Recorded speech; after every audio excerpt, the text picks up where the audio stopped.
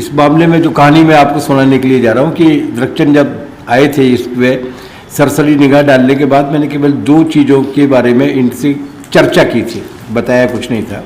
मैंने कहा इन इश्यूज़ पर आमतौर से हमारी धारा ये सोचती है। उसके बाद जब ये चले गए थे तब मैंने ये सोचा था कि क्या मुझे ये इस तरीके का कोई राइट है। वो संशोधन किए फिर उन्होंने, इसलिए कि मुझे लियोनार्डो दा विंची की कहानी याद आई और अपना व्यक्तिगत कदाचरण याद आया। लियोनार्डो दा विंची की कहानी ये है कि उन्होंने, वो दुनिया के बहुत मशहूर चित्रकार थे सब कुछ थे, वो गणितज्ञ भी थे और कहा जाता है कि उन्होंने उस ज़माने में हवाई जहाज़ के नक्शे वक्शे तैयार किए थे जिनसे बाद में बना, मतलब काफ़ी बड़ा दिमाग था उनका। तो उन्होंने एक दिन अपनी एक पेंटिंग एक चौराहे पर टांग दी और लोगों से कहा कि जहाँ पे ये अशुद्ध हो वहाँ पर निशान लगा के जाए। और दूसरे दिन जब वो आए अपनी पेंटिंग को देखने के लिए तो वो पूरी पेंटिंग काली पड़ी हुई थी, सबने निशान लगा रखे थे। अगले दिन उन्होंने वही पेंटिंग दोबारा से लगाई, रंग और ब्रश रख दिए और ये लिख दिया कि इस पेंटिंग में जहाँ गलती हो उसको सुधार के जाए। दूसरे दिन जब वो लौट के आए तब उनको पेंटिंग वैसी की वैसी ही मिली।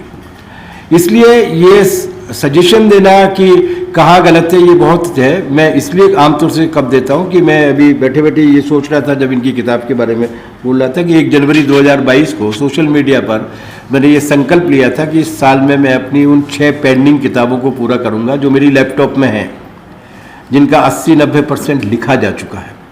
उसको केवल एडिट करके पंक्चुएट करने की आवश्यकता है। और अभी जब मैं इस किताब के बारे में शुरू में जब द्रकचंद प्रजापति की इस उत्पादनशीलता पे बोल रहा था तब मुझे ये याद आया कि उन 6 में से एक भी कंप्लीट नहीं हुई है। ये एक दुर्लभ जिद है और उस दुर्लभ जिद को वो बनाए रखें। किताबें लिखी जाएंगी, उनमें कुछ तरलता होगी, उनको ठीक कर लिया जाएगा, लेकिन विषय ऐसे चुने जो विषय लोगों के लिए ज़्यादा महत्व के हों, जो जनता और ख़ासतौर से जिस जनता को वो संबोधित करना चाहते हैं उस जनता के लिए ख़ास तौर से महत्व के हों। मतलब जो गांव में बैठे हुए किसान हैं या कारखानों में काम करने वाले मजदूर हैं या औसत दर्जे के नागरिक हैं जिन्हें पढ़ने लिखने की सुविधाएं उस तरीके की प्राप्त नहीं है। इसलिए हम सभी की ओर से उनका एक बार पुनः अभिनंदन करते हुए हम उनसे आग्रह करेंगे कि वो आए हमारे बीच में बोलें। द्रकचंद जी। मंच पर बैठे हमारे अध्यक्ष कॉमरेड जैन साहब और हमारे बाकी सारे कॉमरेड साथी, मेरे को इस बात की बड़ी खुशी हो रही है आज कि मैंने जो मेहनत की है उसको इस तरीके से प्रोत्साहन मिल रहा है। और दूसरा, जब ये किताब छपी, ये वाली दूसरी वाली, और पहली किताब का जब दूसरा संस्करण छपा था तो बड़ी संख्या में किताबें बहुत सारे हिंदी भाषी राज्यों में गईं और जिनने भी इस किताब को पढ़ा पूरी तरीके से, उन्होंने मेरे को, बहुत सारे लोगों ने फ़ोन किए, तब भी मेरे को बड़ी खुशी हुई। और उसी पूरी ताकत से मैंने ये दूसरी किताब को आगे लिखा। मैं बहुत साल से, मैंने पहली किताब 2002 में लिखी थी, हम गुलाम क्यों हो गए, वो मैंने अभी ड्राफ्ट रखा है। जब मैं शुरू में कम्युनिस्ट पार्टी से जुड़ा था, सीटू के साथ जुड़ा था, और मेरे जीवन का ये हिस्सा है कि मैंने यहाँ आने के पहले ना मैं सीटू जानता था,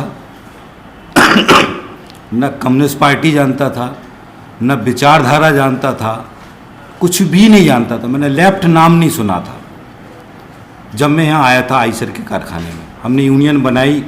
यूनियन बनाने के बाद हम सीटू के साथ जुड़े और सीटू के साथ जुड़ने के बाद ये विचारधारा, मजदूरों की लड़ाई, इस सब में हम अंदर घुसे।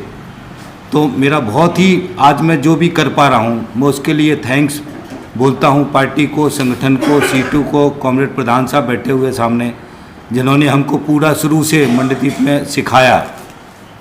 अगर ये सब नहीं होता, काश मैं सीटू के साथ नहीं जुड़ता, तो शायद मैं आज ये किताबें भी नहीं लिख पाता।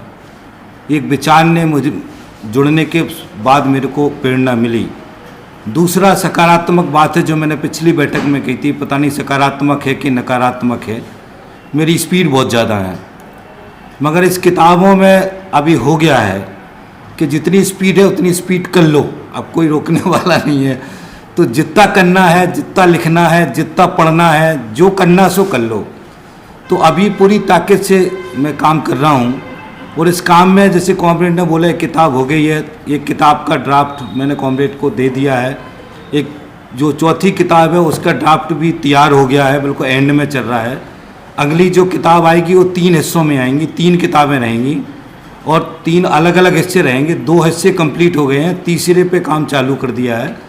मेरे को लग रहा है अगले 2 महीने में या मैक्सिमम 3 महीने में वो तीनों पार्ट कंप्लीट हो जाएंगे। इसके बाद से फिर अगली किताब का मेरा टारगेट एक धर्म क्या है, क्या कर निर्धारण करता है, बहुत सारी आइडियोलॉजी के ऊपर ही है। तो अभी जो मेरा काम चल रहा है उस काम में आगे का जो काम है उसमें 3 किताबें हैं।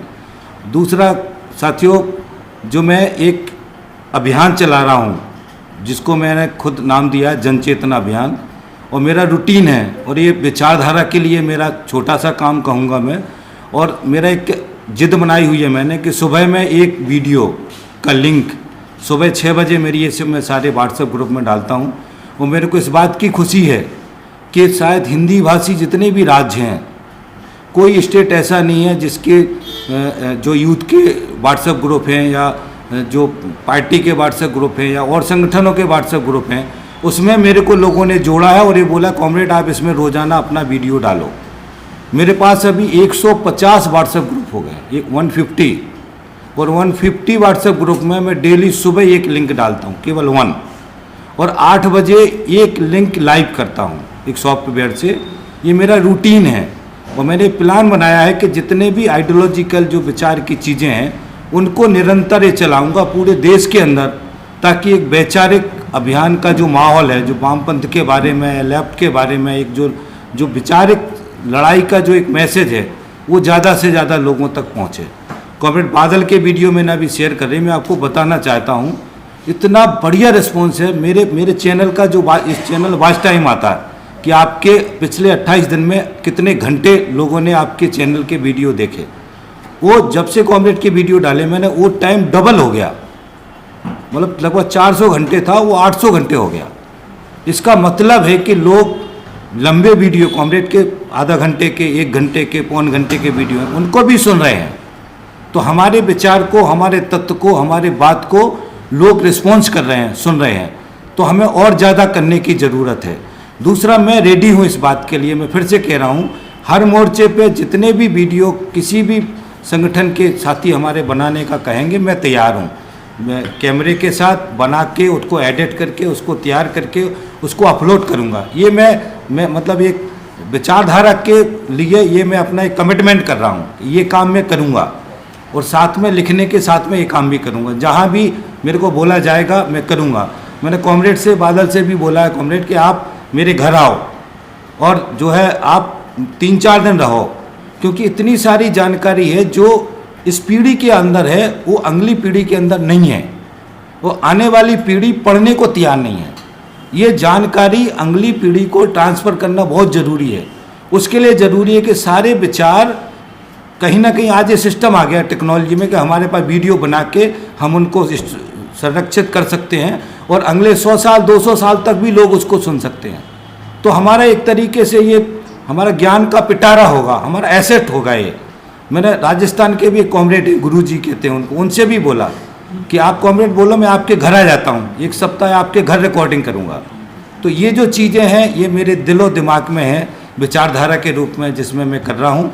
और सभी लोगों ने बहुत प्यार दे रहे हैं। बहुत सारे लोगों ने मेरे को, एक राजस्थान के कॉमरेड हैं, सीनियर कॉमरेड, जिन्होंने मेरे को एक कहा कि तुम जो है दूसरे सब्यसाची हो।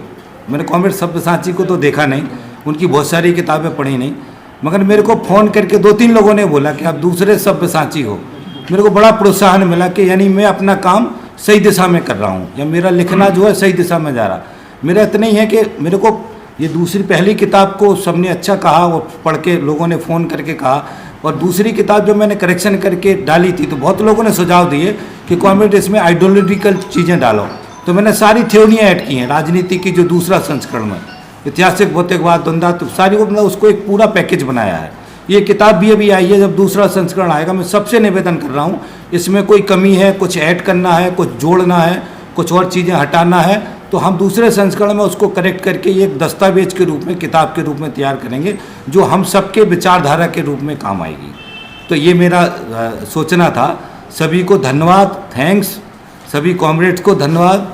और मैं सबसे कहता हूँ, मेरे से बहुत सारी, मैं कह सकता हूँ कि गलती भी हुई होगी, गलती भी हुई है, मैंने बहुत सारी जगह बहुत सारी चीज़ों को बोला भी है, मैं उनको रियलाइज़ कर रहा हूँ। आज मैंने इतना सारा पढ़ा है, पढ़ाई में निरंतर कर रहा हूँ, ये मेरी एक अच्छी आदत लग गई है। और इससे मेरे को बहुत सारी चीज़ें आई, मेरा टेंशन ख़त्म हो गया, चिड़चिड़ाहट ख़त्म हो गई, जो मैं बहुत पीछे पड़ता था वो ख़त्म हो गया, और बहुत सारी चीज़ें नॉर्मल हो गई। आने वाले समय में और चीज़ें भी नॉर्मल होंगी, और बहुत ताकत के साथ मेरा लक्ष्य है कि मेरे जीवन में मैं कितना सारा चीज़ विचारधारा के लिए, मजदूर वर्ग के लिए, मेहनतकश वर्ग के लिए सरल भाषा में दे पाऊँगा, उसको करूँगा। आप सबका ऐसा ही सहयोग मिलेगा, इसी आशा उम्मीद के साथ मैं अपनी बात करता हूँ। सभी का धन्यवाद करता हूँ। Thanks, thank you.